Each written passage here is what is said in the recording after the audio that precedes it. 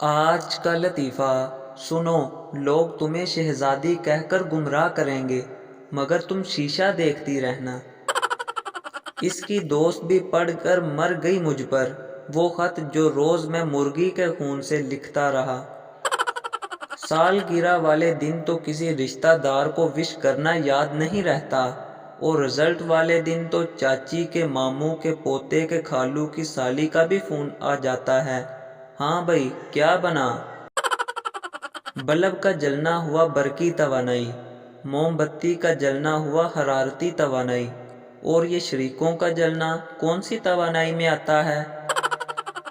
یہ ٹیلنٹ بھی صرف یہاں ہی پایا جاتا ہے کہ دروازے پر پوچھو کون، تو جواب ملتا ہے میں۔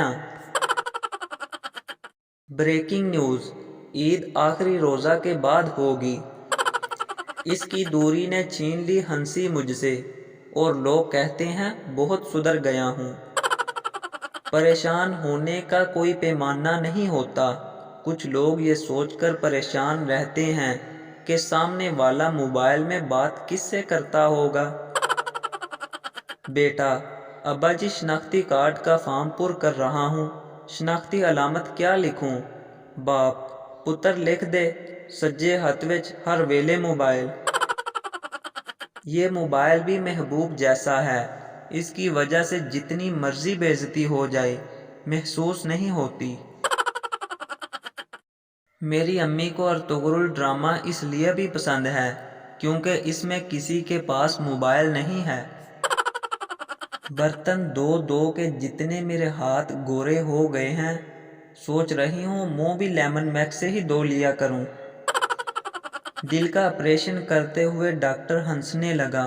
نرس نے پوچھا کیوں ہنس رہے ہیں سر؟ ڈاکٹر بولا پہلی بار دل کھول کر ہنسنے کا موقع ملا ہے۔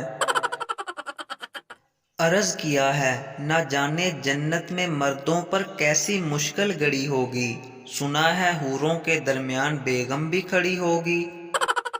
تراویح پڑھنے مسجد گیا تو سب مجھے ایسے دیکھ رہے تھے جیسے بھارتی طیارہ میں نے گرایا تھا۔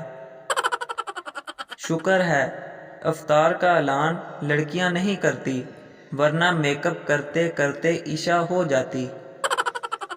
شادی کی بات کی جائے تو لڑکیاں شرما کر اپنے کمرے میں بھاگ جاتی ہیں اور پھر کمرے میں جا کر دمال ڈال دیتی ہیں۔ مزید فنی ویڈیوز دیکھنے کے لیے ہمارے چینل کو سبسکرائب کریں۔ اللہ حافظ۔